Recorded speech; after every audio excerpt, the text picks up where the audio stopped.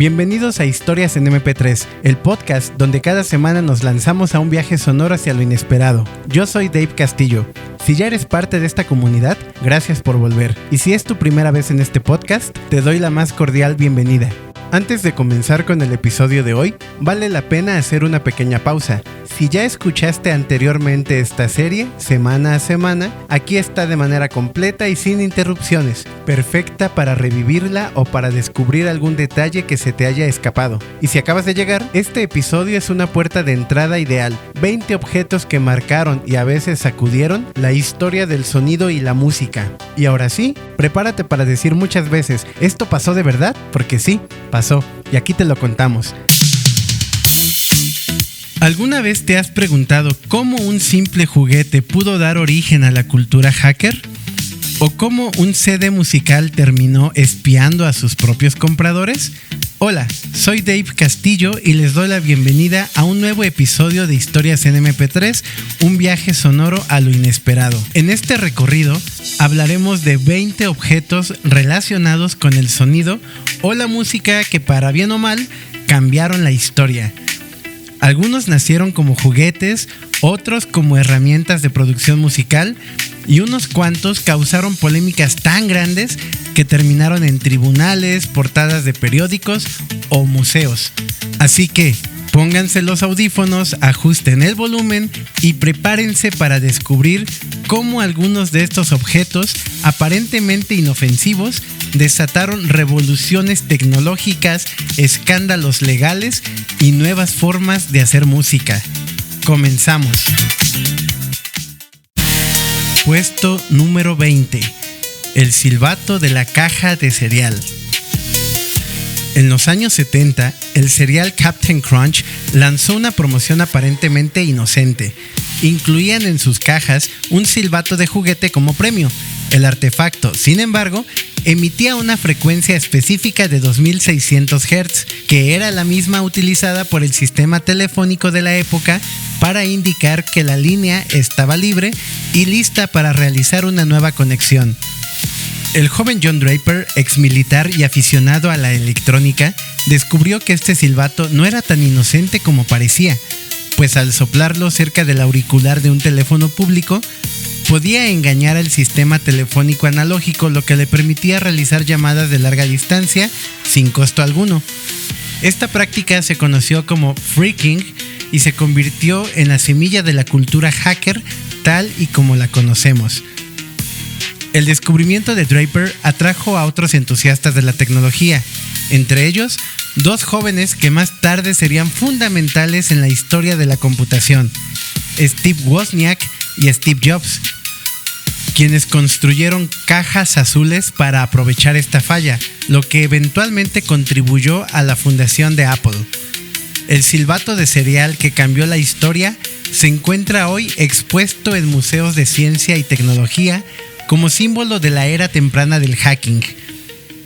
No fue simplemente una curiosidad infantil, sino una grieta por la que se coló toda una revolución digital. Puesto número 19. El juguete ortográfico. En 1978, el Speak and Spell, lanzado por Texas Instruments, fue uno de los primeros juguetes electrónicos que utilizó síntesis de voz digital para enseñar ortografía a los niños. Sin embargo, su tecnología también capturó la atención de músicos y hackers, quienes lo modificaron para crear sonidos distorsionados y únicos. Este fenómeno generó debates sobre los límites del arte y la reutilización de hardware infantil con fines creativos. A principios de la década de 2000, surgió una tendencia conocida como circuit bending, que consistía en modificar dispositivos electrónicos para crear sonidos únicos y experimentales. El Speak and Spell se convirtió en uno de los favoritos para estas modificaciones, debido a su capacidad de generar una variedad de sonidos electrónicos. Músicos de géneros como el noise y el experimental comenzaron a incorporar estos sonidos en sus composiciones, desafiando las nociones tradicionales de la música hasta ese entonces. Sin embargo, esta práctica generó controversia. Algunos críticos argumentaban que modificar juguetes diseñados para niños con el fin de crear música experimental era inapropiado y potencialmente peligroso. Además, surgieron debates sobre los derechos de autor y la propiedad intelectual, ya que los artistas utilizaban y modificaban los productos existentes para crear nuevas obras. A pesar de las críticas, el Speak and Spell modificado se consolidó como una herramienta influyente en la música electrónica experimental. Su legado perdura y muchos artistas contemporáneos continúan explorando las posibilidades sonoras de este icónico juguete. Puesto número 18. La joya del hip hop. Diseñado por Dave Rossum y lanzado en 1987, el EMUSP 1200 es ampliamente reconocido como uno de los samplers más influyentes en la historia del hip hop. Este dispositivo permitía a los productores grabar y manipular fragmentos de audio, lo que facilitó la creación de ritmos complejos y texturizados que definieron el sonido del hip hop de finales de los 80 y principios de los 90. Sin embargo, el uso extensivo de muestras sin autorización también generó una serie de problemas legales relacionados con los derechos de autor. A medida que el hip hop ganaba popularidad, las demandas por el uso no autorizado de muestras musicales se volvieron más comunes, lo que llevó a una mayor vigilancia y regulación en la industria. Además, el SP1200 presentaba limitaciones técnicas, como un tiempo de muestreo limitado, lo que obligaba a los productores a ser creativos y eficientes en su uso. Estas restricciones técnicas, paradójicamente, contribuyeron a la innovación y al desarrollo de un estilo distintivo en la producción musical.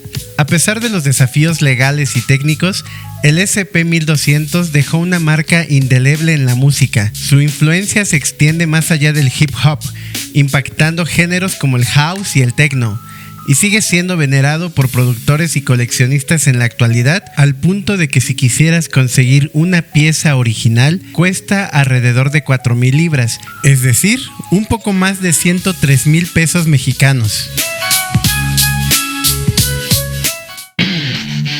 Puesto número 17. Juguetes hackeados para espionaje. En la era de la conectividad, muchos juguetes han incorporado tecnologías como el Bluetooth y el Wi-Fi para ofrecer experiencias interactivas. Sin embargo, estas innovaciones también han planteado preocupaciones significativas sobre la privacidad y la seguridad. Un caso destacado es el del teléfono Chatter de Fisher-Price, que fue rediseñado para incluir conectividad Bluetooth. Investigaciones revelaron que este juguete podía ser hackeado fácilmente debido a la falta de medidas de seguridad adecuadas. Una vez comprometido, el dispositivo podía ser utilizado como un micrófono remoto, permitiendo a terceros escuchar conversaciones en el hogar sin el conocimiento de los usuarios. Este incidente generó una gran preocupación entre padres y expertos en seguridad, quienes criticaron a los fabricantes por no implementar protocolos de seguridad robustos en dispositivos destinados a niños. Además, puso de manifiesto la necesidad de establecer regulaciones más estrictas para proteger la privacidad de los usuarios, especialmente de los menores. Como resultado, se intensificaron los debates sobre la seguridad de los juguetes conectados y se instó a las empresas a priorizar la protección de datos en el diseño de productos tecnológicos para niños. Puesto número 16. El disco musical de espionaje. En 2005, Sony BMG se vio envuelta en un escándalo significativo cuando se descubrió que algunos de sus discos instalaban un software oculto, es decir, un rootkit, en las computadoras de los usuarios sin su consentimiento, permitiendo así monitorear su actividad. Se trataba de un software de protección contra copias que también abría vulnerabilidades de seguridad, permitiendo potencialmente a atacantes externos a acceder al sistema del usuario. El descubrimiento fue realizado por el experto en seguridad Mark Russinovich, quien publicó sus hallazgos en un blog, lo que generó una rápida y amplia cobertura mediática. La reacción pública fue de indignación y Sony BMG enfrentó múltiples demandas y una intensa presión para retirar los discos afectados del mercado. Además, se descubrió que el software de desinstalación proporcionado por la misma Sony BMG introducía aún más vulnerabilidades, exacerbando así la situación. Este escándalo generó demandas y cuestionamientos sobre la privacidad digital, destacando la necesidad de prácticas más transparentes en la protección de derechos de autor y sentando un precedente duradero en la relación entre la música digital y los derechos del usuario. Puesto número 15. El número 8 más controvertido. A simple vista, podría parecer que un cambio de 8 Hz en la afinación musical no debería importar. Sin embargo, el debate entre 440 y 432 Hz ha alimentado intensas discusiones entre músicos, teóricos de la conspiración y audiófilos durante décadas. El estándar internacional de afinación a 440 Hz se oficializó a mediados del siglo XX, respaldado por organizaciones como la ISO, que es la Organización Internacional de la Estandarización, por sus siglas en inglés. No obstante, algunos sostienen que esta afinación es antinatural e incluso perjudicial, comparándola con una desintonización espiritual de la humanidad. Los defensores de la afinación a 432 Hz aseguran que esta frecuencia está matemáticamente alineada con la vibración del universo, con proporciones naturales como la sucesión de Fibonacci o la constante de Planck. Según esta visión, la música afinada en 432 resuena de forma más armónica con el cuerpo humano, favorece la relajación y promueve estados de conciencia más elevados. Estas creencias han sido impulsadas por documentales, publicaciones virales y hasta artistas que han lanzado versiones alternativas de sus discos afinadas en 432 Hz. Sin embargo, la comunidad científica y musical ha sido clara en señalar que no existe evidencia empírica que respalde estas afirmaciones. Lo que sí es irrefutable es el poder simbólico de esta controversia. La discusión trasciende lo técnico para convertirse en una disputa sobre el control cultural, la espiritualidad y la rebelión estética. Para muchos, afinar en 432 Hz representa una forma de resistencia frente a un sistema considerado artificial o impuesto. Así, una cuestión aparentemente técnica se ha convertido en un fenómeno cultural que refleja el eterno conflicto entre la estandarización global y la búsqueda de autenticidad. В нем управление мелодией достигается посредством влияния на электромагнитное поле около инструмента.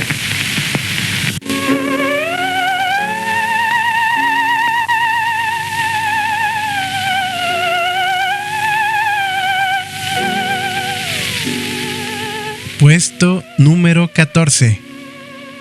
Del espionaje soviético a la música experimental. Pocas veces un objeto reúne en sí mismo tanta historia, ciencia, arte, guerra y misticismo. El instrumento inventado por el físico ruso Leon Theremin, es decir, el theremin, en 1920, es un instrumento electrónico que se toca sin contacto físico, solo con el movimiento de las manos entre dos antenas que controlan el volumen y la frecuencia. Su sonido etéreo casi fantasmal lo hizo popular en películas de ciencia ficción, pero su historia va mucho más allá de lo sonoro. Leon Theremin, cuyo nombre verdadero era Lev Sergeyevich Termen, presentó su invento ante Lenin, quien vio en el dispositivo un símbolo del avance soviético. El Theremin fue exportado a Estados Unidos en la década de 1920 como parte de una estrategia de soft power y Theremin fue celebrado en círculos artísticos y científicos. Sin embargo, su repentina desaparición en 1938 sorprendió a todos. Había sido secuestrado por agentes soviéticos y llevado a la URSS, donde fue obligado a trabajar en proyectos de espionaje, incluyendo el diseño de micrófonos ocultos y sistemas de vigilancia, como el famoso The Thing, un dispositivo de escucha que estuvo oculto por años en la embajada estadounidense en Moscú. A pesar de este oscuro interludio, el Theremin logró trascender su origen. Fue adoptado por compositores experimentales como Clara Rockmore, virtuosa del instrumento, y por bandas de rock psicodélico y electrónica en los años 60 y 70. Su capacidad de generar sonidos inquietantes, casi sobrenaturales, lo convirtió en un ícono de la vanguardia musical. Hoy es considerado no solo un instrumento, sino también una advertencia viviente sobre cómo la innovación puede ser utilizada para crear belleza o para vigilar en silencio. Puesto número 13. La Roland TR-808 y su impacto cultural. Cuando salió al mercado en 1980, la caja de ritmos Roland TR-808 Rhythm Composer fue recibida con indiferencia. Su sonido era percibido como artificial, poco realista y limitado en comparación con las baterías acústicas. Muchos productores la rechazaron y su fabricación se interrumpió apenas 3 años después, en 1983. Pero lo que parecía un fracaso comercial estaba a punto de convertirse en una revolución. La clave de su renacimiento fue la accesibilidad. Cuando las TR-808 comenzaron a venderse de segunda mano a precios muy bajos, fueron adoptadas por productores jóvenes y artistas sin recursos que experimentaban con nuevos estilos musicales. En ese contexto surgieron los primeros beats del hip hop de la vieja escuela, el electro de África Bambaataa y más adelante el trap, el techno y el house. El bombo profundo y envolvente de la 808, su clap metálico y su charles cortante se convirtieron en un lenguaje sonoro que identificaba a toda una generación. Hoy, la 808 no es solo un instrumento, es un símbolo cultural.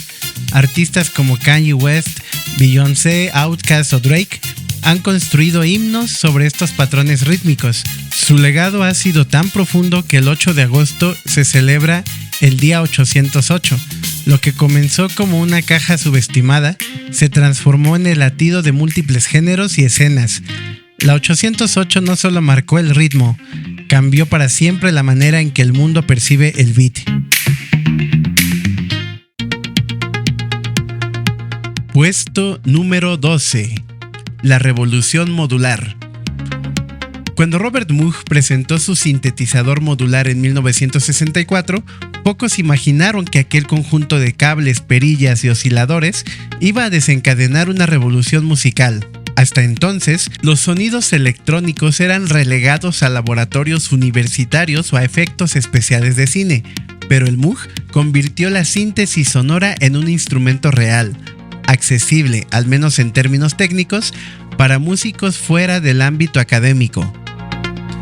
Uno de los puntos de inflexión fue el álbum Switch on Bach de 1968 a cargo de Wendy Carlos, quien reinterpretó obras de Bach con un Moog modular.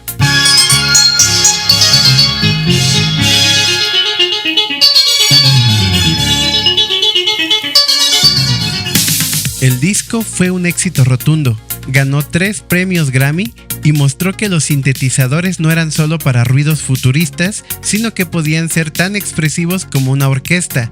Sin embargo, no faltaron las críticas. Los puristas musicales acusaban a estos sonidos de inhumanos, de quitarle el alma a la música e incluso de matar el arte, al depender de las máquinas. El Moog fue polémico, pero irresistible. Lo que siguió fue una adopción vertiginosa, desde Kraftwerk a Pink Floyd, de la disco al New Wave, pasando por la música experimental. El Moog se convirtió en el corazón palpitante de una nueva era sonora.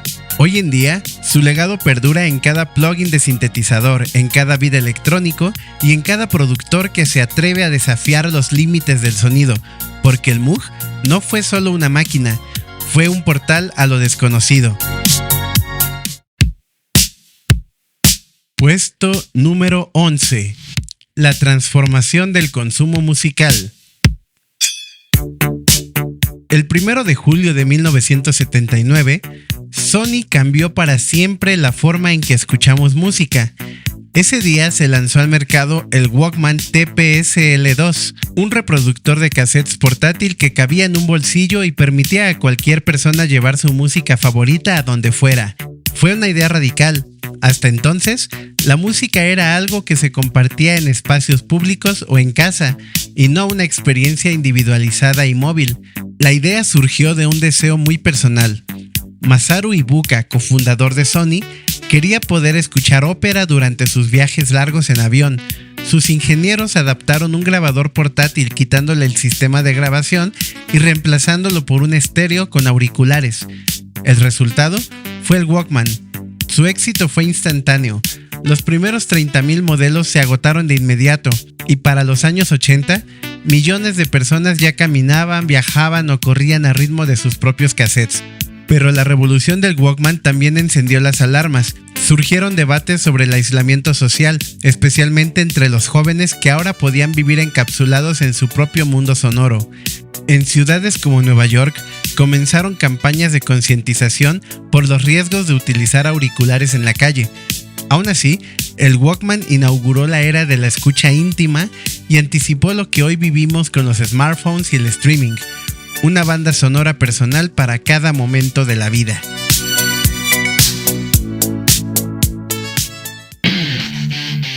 Puesto número 10. El vinilo infinito. Durante la Guerra Fría, en la Unión Soviética, las listas negras no eran solo metafóricas, los vinilos eran más peligrosos que una protesta. La música occidental estaba prohibida. Elvis, The Beatles, el jazz, el swing fueron censurados por considerarse decadentes o antisoviéticos. Pero si algo no se puede contener, es el sonido. La necesidad de escuchar y compartir era más fuerte que el miedo. Así nació una forma clandestina de grabación conocida como rips o vinilos de hueso. Estos eran placas médicas recicladas donde se grababan de forma clandestina canciones prohibidas.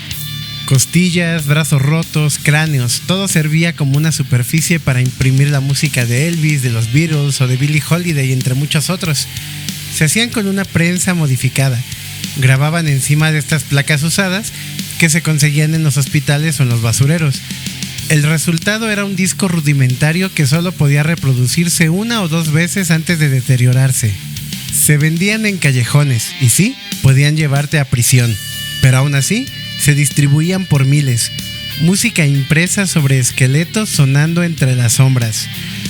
Cada reproducción era un acto de rebeldía, pero también de arte. Imagínate poner una canción de Ray Charles sobre la radiografía de un pulmón enfermo. Literalmente, una forma de hacer sonar lo prohibido sobre el cuerpo. Era arte, resistencia y un poco de Frankenstein musical. Hoy son piezas de colección, pero antes era la única forma de escuchar lo que el régimen no quería que sonara, porque a veces lo más poderoso no es lo que se dice, sino lo que se canta con una clavícula. Puesto número 9. El silencio más caro de la historia musical. En 2006, Microsoft quiso competir contra el iPod y fracasó tan fuerte que su nombre se volvió sinónimo de error de cálculo corporativo y terminó enterrando una fortuna. Su reproductor de música llamado Zune prometía ser una revolución social. Podías compartir canciones por Bluetooth entre dispositivos, pero había una trampa. La canción que compartías solo podía escucharse 3 veces o durante 3 días.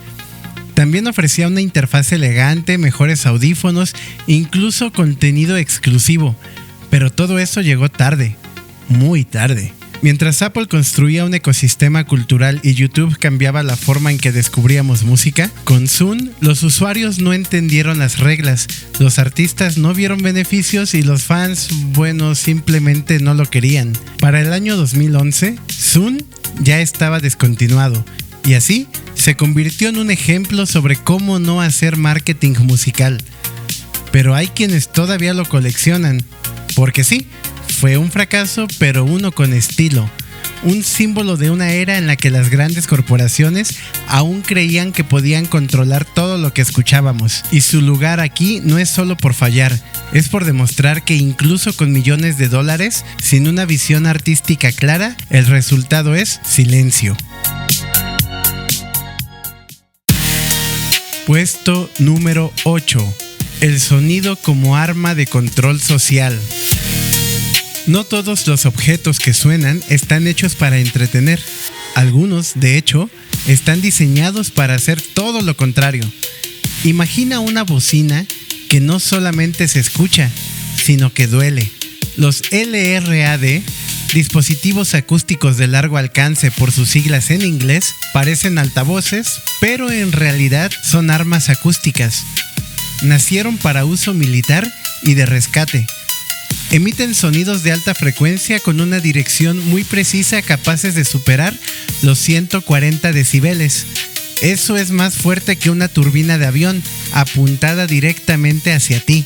Aunque se pensaron para alertas a larga distancia, han sido utilizadas en manifestaciones para dispersar multitudes, controlar protestas y hasta espantar piratas en el mar, con sonido y sin usar armas físicas. Pero el problema es que sí hay daño, auditivo, psicológico y hasta legal.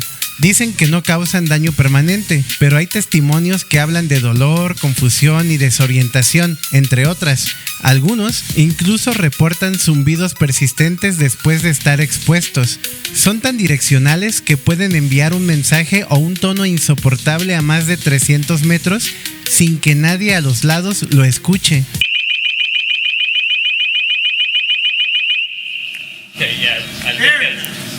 Este altavoz no entretiene, aturde, no comunica, reprime. Con eso, el sonido pasó de ser lenguaje a castigo. Pero aquí viene un giro inesperado. También se han utilizado en conciertos para proyectar mensajes o música sin contaminar el resto del ambiente. Sí, la misma tecnología que puede disolver una protesta puede, con otra intención, hasta llevarte una serenata. Un ejemplo de ello fue la obra Los oídos entre los mundos siempre están hablando, del colectivo Postcommodity, realizada en 2017 durante la Documenta 14 en Atenas. Instalados en azoteas, los dispositivos emitían sonidos que envolvían a los visitantes en el Liceum de Aristóteles, creando así una experiencia sonora envolvente que transformaba un arma en un medio de conexión cultural. Los LRAD son el recordatorio de que el sonido, como la música, puede ser una herramienta poderosa para unir, para dividir o para hacerte correr sin saber por qué. Puesto número 7. El sonido en contra de la juventud.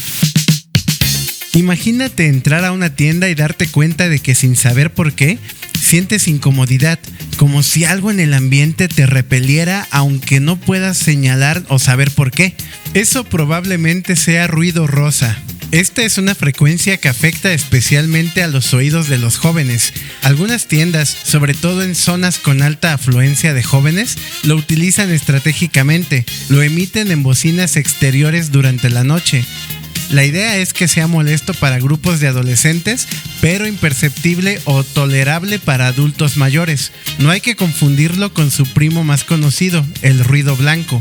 A diferencia de este, el rosa tiene más presencia en las frecuencias bajas y suena más cálido, más natural. Se utiliza en grabaciones, en terapias, incluso para dormir, pero también para mantenerte alejado. Antes de este ruido, hubo algo más directo, conocido como el mosquito, que era un pequeño altavoz creado en Reino Unido que emitía un tono de alta frecuencia de 17 kHz que solo podían escuchar las personas menores de 25 años. Los adultos ya no podían oírlo por la pérdida natural de audición con la edad. Su misión era dispersar grupos de adolescentes en espacios públicos y en respuesta, muchos jóvenes lo hackearon y lo utilizaron como un tono secreto de su celular en clases, sabiendo que los profesores no lo escucharían.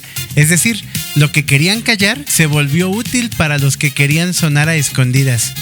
Ironía pura.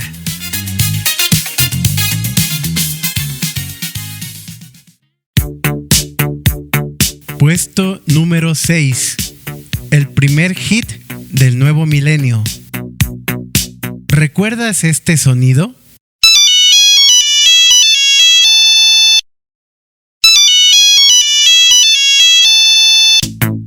Puede que no te sepas su nombre, pero estoy seguro de que lo reconociste al instante.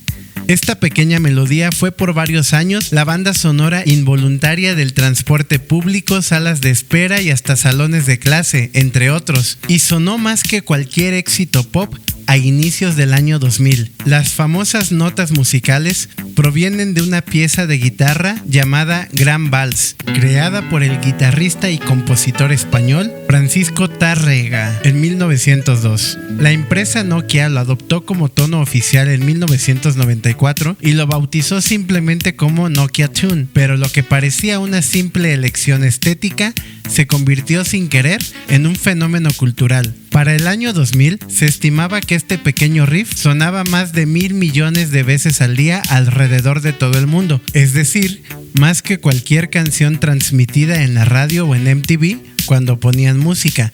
Literalmente fue la canción más escuchada del planeta sin que nadie la pidiera. ¿Y por qué es polémico? Porque para muchos músicos fue una señal de alerta, ya que consideraban que las melodías estaban siendo reducidas a funciones utilitarias. O sea, la música pasó de ser una experiencia a convertirse en una notificación. La gente ya no escuchaba canciones, sino fragmentos funcionales. Lo que antes emocionaba, ahora simplemente informaba que te estaban llamando. Así sonaba el nuevo milenio, digital, monofónico y viral antes de que existieran los virales como los conocemos hoy en día. Y mientras tanto, Francisco Tárrega, muerto casi un siglo antes, se convirtió sin saberlo en uno de los compositores más escuchados del planeta, todo por 6 segundos vibrando en millones de bolsillos. Puesto número 5. Melodías desechables con un costo ambiental.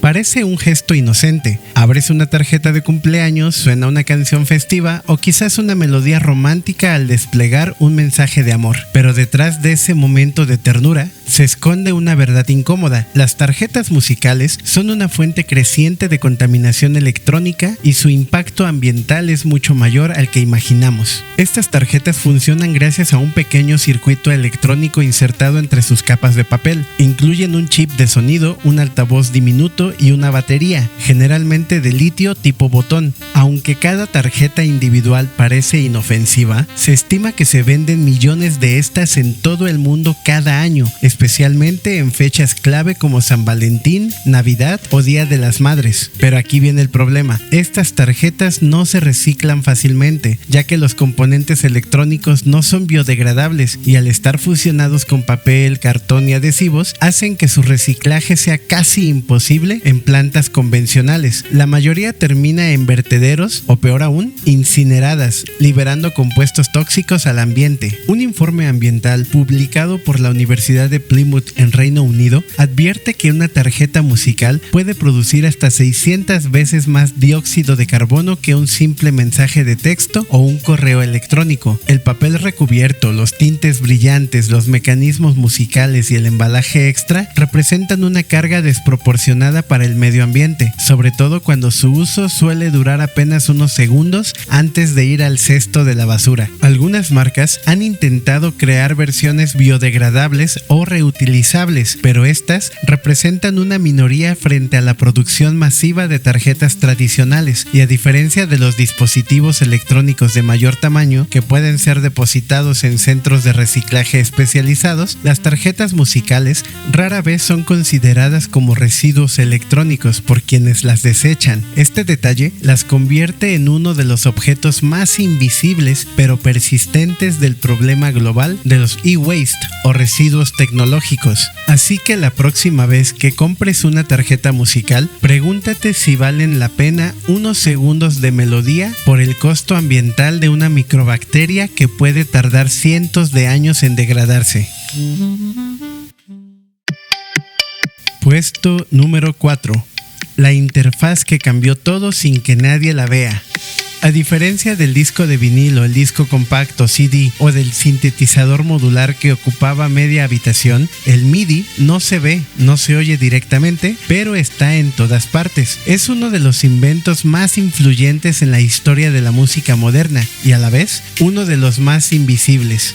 El instrumento musical de interfase digital MIDI, por sus siglas en inglés, se creó en 1983 para permitir que distintos instrumentos electrónicos se hablaran, por decirlo de alguna manera, entre sí. Antes de ello, un teclado de una marca no podía comunicarse con una caja de ritmos de otra. Fue como pasar de un mundo de dialectos desconectados a un idioma universal. El protocolo MIDI permite transmitir información musical como notas, duración, intensidad o expresión entre dispositivos sin necesidad de audio, es decir, transmite datos, no sonido. Su llegada no solamente facilitó el trabajo de los músicos, productores y compositores, también cambió la manera en la que entendemos la creación musical. Con MIDI, una nota tocada en un teclado podía sonar como un saxofón virtual o modificarse después como si se editara un documento de texto. El control total de la ejecución pasó del instrumento a la interfaz y esto redefinió la autoría musical. Pero esta revolución no estuvo exenta de polémica. Los críticos más puristas argumentaron que MIDI robotizaba la música, que separaba al ejecutante del instrumento, creando así una generación de músicos por computadora que programaban notas pero no necesariamente las tocaban, y en parte tenían razón. MIDI fue la puerta de entrada a un nuevo paradigma, la producción sobre la interpretación, para bien o para mal. Además, al ser una interfaz de código abierto sin regalías ni patentes, MIDI fue apropiado masivamente por la industria y por millones de usuarios caseros, lo que generó una explosión de música DIY, Do It Yourself, que en español significa hazlo por ti mismo, pero también una ola de contenidos musicales genéricos, prearmados, sin alma. Durante los años 90 y 2000 se volvió casi omnipresente en ringtones y videojuegos, hasta publicidad barata, contribuyendo a una estética de lo falso que hoy nos provoca nostalgia o rechazo. Y sin embargo, el MIDI sigue ahí, en el estudio más caro y en la laptop más vieja. Ha evolucionado, ya que hoy existe el MIDI 2.0, pero conserva su espíritu original, ser el lenguaje invisible que une máquinas para crear música, un invento sin glamour, pero con un impacto que irónicamente no puede medirse en decibeles, sino en posibilidades. Puesto número 3. Una herramienta de afinación o un arma de destrucción musical. A veces, una herramienta pensada para corregir un problema pequeño termina generando un impacto enorme. Eso fue lo que ocurrió con el autotune, el software creado originalmente para afinar voces desafinadas, que terminó transformando el sonido del pop, del reggaetón, del trap y de la música en general. La historia comienza en 1997, cuando la compañía Antares lanza Autotune como un corrector de afinación digital. El objetivo era simple: ayudar a los ingenieros de sonido a disimular pequeños errores de tono sin necesidad de volver a grabar una toma vocal. Pero pronto, algunos productores se dieron cuenta de que, si se utilizaba de manera exagerada, el efecto generaba un sonido robótico casi alienígena, y decidieron explotarlo creativamente. El caso más icónico fue el de Cher con su canción Believe de 1998. Aunque la artista negó inicialmente el uso de autotune, más tarde se confirmó que el efecto fue aplicado con intención estética. Fue el nacimiento del entonces llamado efecto Cher.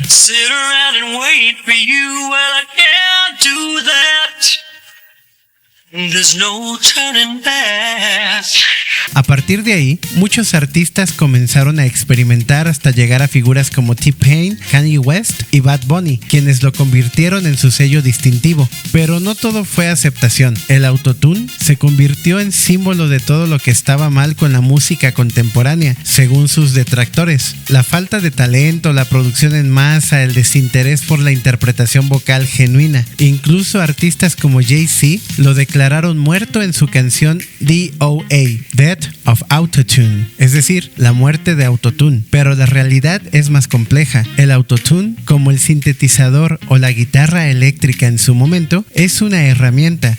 Puede utilizarse para disimular errores o para crear nuevas estéticas. Hay discos enteros construidos con este efecto que han sido aclamados por la crítica. Hay voces rotas que cobran una belleza artificial y conmovedora gracias al autotune. Y también, claro, hay una industria que lo ha explotado sin medida. En 2023, más del 95% de las canciones en las listas de éxitos utilizaban alguna forma de corrección vocal digital. Autotune ya no es una una rareza, es la norma. Y eso nos obliga a preguntarnos, ¿estamos escuchando al artista o a su software? En ese dilema entre la emoción real y la perfección artificial se encuentra la verdadera polémica del autotune, no por lo que es, sino por lo que revela, nuestra obsesiva necesidad de que todo suene perfecto. Puesto número 2. ¿El fin de los músicos humanos? En el escenario actual, los algoritmos ya no solo sugieren qué escuchar, ahora componen lo que escuchas. Y eso ha levantado más que cejas entre músicos, compositores y productores, porque la inteligencia artificial ha dejado de ser una herramienta de apoyo para convertirse, en muchos casos, en autora. El uso de la inteligencia artificial para generar música no es tan nuevo como parece. Desde finales de los años 50, científicos como Lehaden Hiller ya experimentaban con programas que componían piezas utilizando reglas matemáticas, pero el salto cuántico ocurrió en la última década, cuando redes neuronales, aprendizaje profundo y grandes volúmenes de datos musicales se combinaron para crear sistemas capaces de componer canciones enteras, imitar estilos y hasta replicar voces humanas. Por ejemplo, la artista virtual de inteligencia artificial Aiva, por sus siglas en inglés, ha sido reconocida como compositora legal en Francia. Ampere Music permite a los usuarios sin conocimientos musicales crear pistas originales para videos en minutos, y en 2023 un track viral de Drake y The Weeknd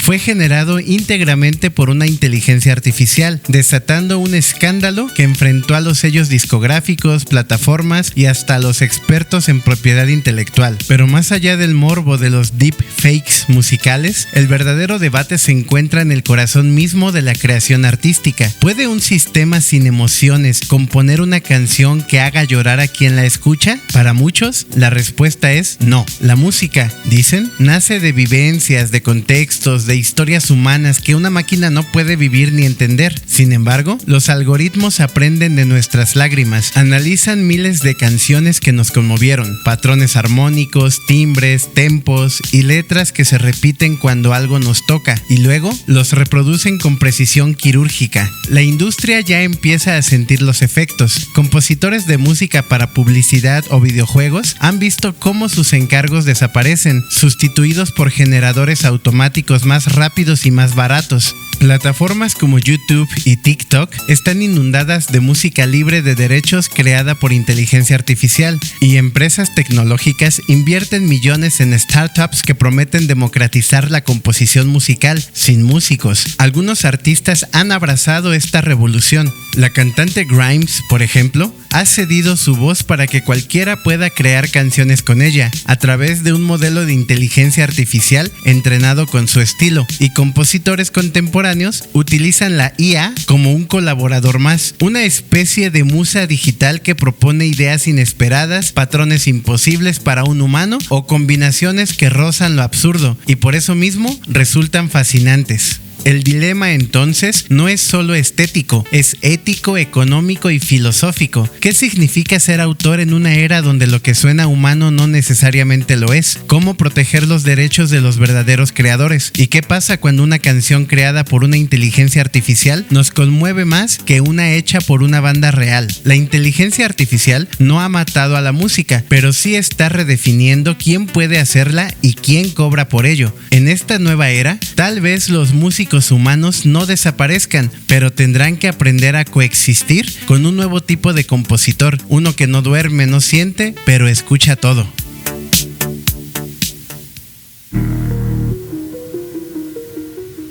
Puesto número 1.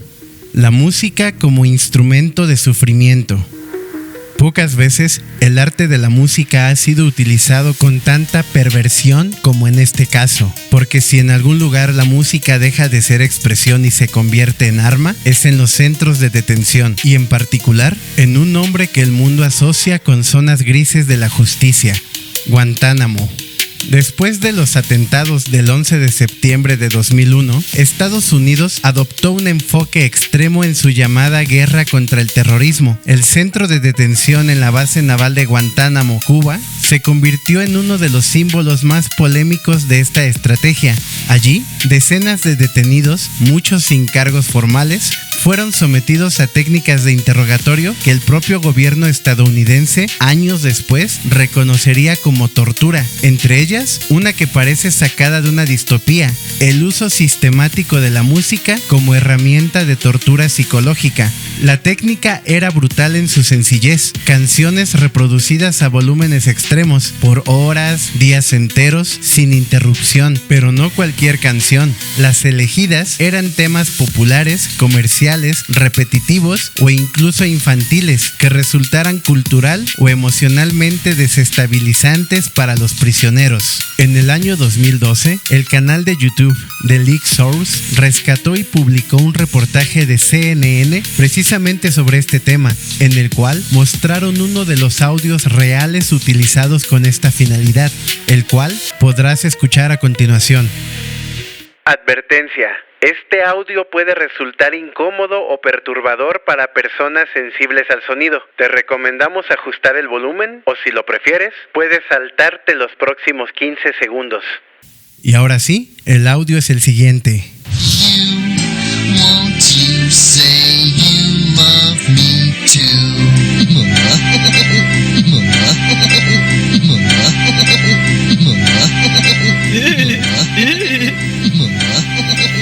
Yeah, that's Barney. El repertorio incluía desde Enter Sandman de Metallica hasta, como ya lo pudieron escuchar, la sintonía de la serie infantil Barney y sus amigos. Sí, la canción de Te quiero yo y tú a mí, convertida en instrumento de castigo.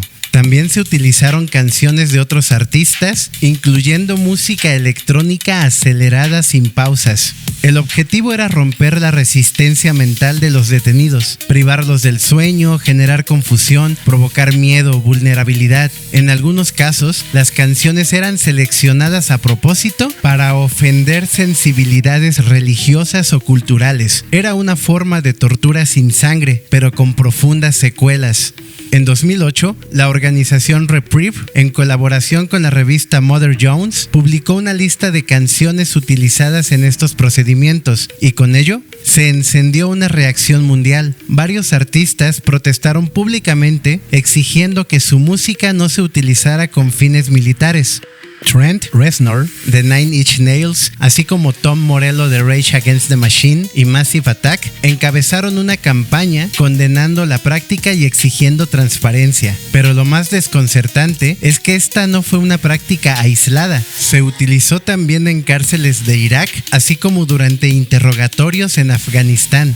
El Pentágono nunca lo negó del todo, solo lo rebautizó y lo llamó Environmental Manipulation, es decir, manipulación ambiental. Lo irónico y aterrador es que esta forma de tortura fue defendida por algunos como más humana que otras, pero expertos en salud mental, como los de la ONG Médicos por los Derechos Humanos, advierten que la exposición prolongada al sonido extremo puede provocar ansiedad, depresión, trastornos de sueño e incluso daños cerebrales permanentes. Así, la música, esa que en otros contextos nos sana, nos une, nos eleva, fue utilizada para aislar, castigar y quebrar a seres humanos. Y si algo demuestra este caso, es que ningún arte está a salvo de ser pervertido cuando entra al servicio del poder. Que una melodía en el contexto adecuado o el incorrecto puede convertirse en un grito insoportable. En Guantánamo no solo se torturó con barrotes, se torturó con el sonido. Lo que comenzó como una herramienta creativa se convirtió en un instrumento de sufrimiento. Y en ese contexto, la música deja de ser arte y se vuelve ruido, un ruido que no queremos volver a escuchar. Y así cerramos esta serie en las que exploramos 20 objetos que sonaron más fuerte que una canción, desde silbatos que hackearon sistemas telefónicos hasta el uso de la música como herramienta de tortura. Recorrimos un paisaje sonoro tan fascinante como incómodo. Gracias por acompañarme en este viaje a través de tecnologías invisibles, polémicas musicales y sonidos que, sin ser canciones, dejaron una huella más profunda de lo que imaginamos. Recuerda que puedes volver a escuchar las partes anteriores en tu plataforma favorita de podcast, y si este episodio te hizo pensar, reír o dudar, compártelo. Tu recomendación puede ser el eco que mantenga viva esta frecuencia. Nos puedes encontrar en Facebook e Instagram como @historias en MP3, y si nos estás escuchando en Spotify, aquí mismo nos puedes compartir tus comentarios. Historias en MP3 se despide por ahora, pero la historia continúa, porque detrás de cada sonido hay un contexto que vale la pena contar en un viaje sonoro hacia lo inesperado. Yo soy Dave Castillo y nos escuchamos en el próximo episodio.